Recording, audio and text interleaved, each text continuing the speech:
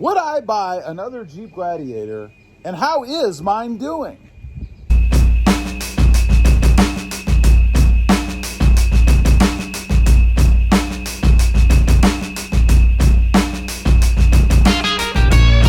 Good morning, everybody, and welcome back to robmotivejt. If you're new here and you haven't subscribed yet, please consider smashing that subscribe button right now. So would I buy another Jeep Gladiator? And how is mine doing? You know, this is my second Jeep Gladiator. I had a Gobi of the same version. It was a Sport S 2020, exactly the same truck, except different color. So, what problems am I having? Well, obviously, there's a reason I got rid of the Gobi. You know, my mother actually had the white Jeep Gladiator that you could see there, and she decided to trade hers in for a Mojave. So she liked the Gladiator so much, she got a higher version. Now, when that came up, there was an opportunity for me, since both of ours were exactly the same, to go ahead and trade my Gobi in and take her white Gladiator. It was the same money, it was a wash. So we did that, but why? Why? Well, I did it because I was having some problems with the infamous auto stop feature in my Gladiator Gobi. I would get warning messages that it wouldn't work. It would throw check engine lights. It just wasn't a good thing. And I decided, since this opportunity came up, to go ahead, trade it off, and take hers. By the way, she had never had any trouble with hers, so it made sense. So on my second go around, have I had any problems and how is it doing? It's doing fantastically. Doesn't have a ton of miles on it yet. I think we're approaching 3,000. I haven't had it that long, but it is a 2020. Nothing wrong, no issues. That auto stop problem has not reared its ugly head, which, by the way, I believe is a function of a bad auxiliary battery. If you're not familiar, that system is controlled by an auxiliary battery conveniently hidden underneath your fuse panel. That's a whole nother video. So, no problems with mine. It is doing awesome. Fun. Let's talk about fun. Absolutely. It's a blast to drive. It's fun to drive. And frankly, it gives me great pleasure just looking at it sitting there in the driveway. I mean, it looks fantastic. It is unique. It does draw attention. Almost every time I go anywhere in the Jeep Gladiator, people want to talk about it. They ask about it. What do I think of it? Oh, that's the new Gladiator. How do I like it?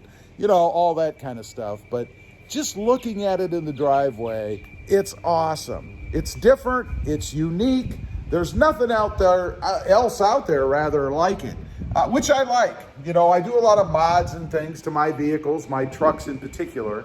And obviously, I want something that's going to be unique. And you certainly get that with the Jeep Gladiator. Fortunately, since it is a Jeep and it does share a lot of DNA with the Wrangler, which, by the way, is my table to rest my camera on right now, there are tons of mods out there that are interchangeable between the two.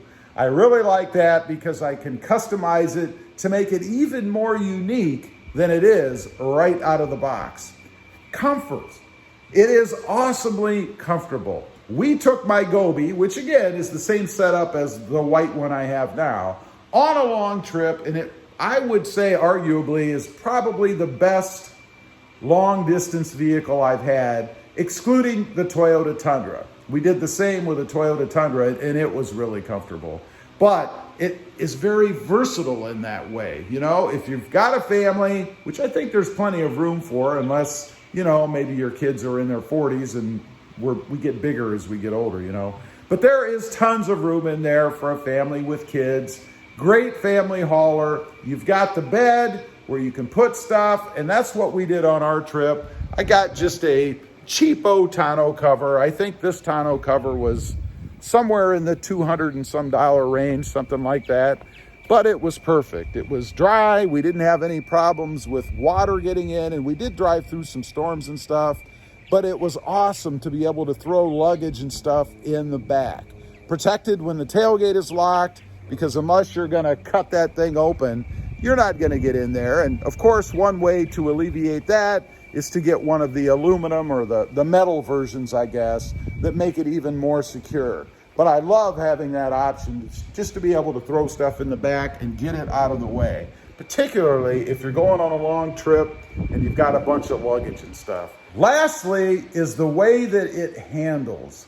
You know, I'm amazed. When I first got back into the truck arena several years ago in a mid-sized truck, which by the way was a Tacoma, not this Tacoma, but it was a Tacoma, I fully expected it to be more of a truck.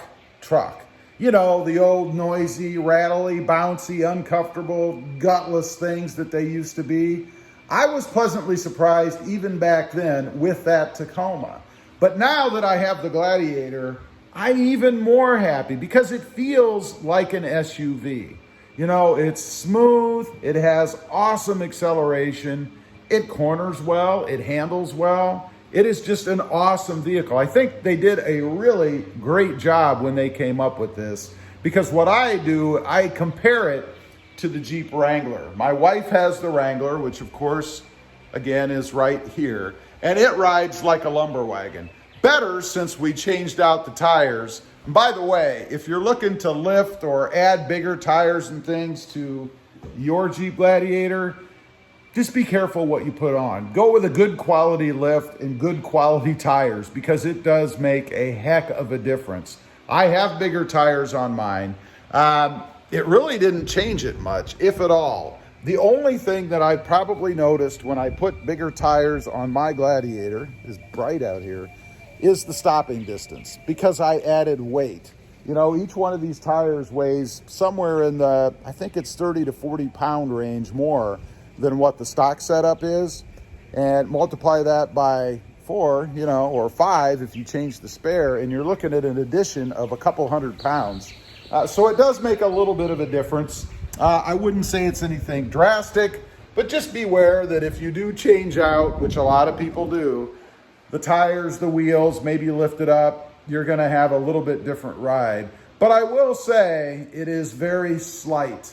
I was pleasantly surprised when I put these on that it didn't make that much of a difference. I don't have a lift on it right now. That may be something that I'll do down the road, but I'm hesitant to do that because it's just such a perfect setup right now that I don't really want to change it. Anyway, the answer to the question, would I buy another Jeep Gladiator and how's it doing?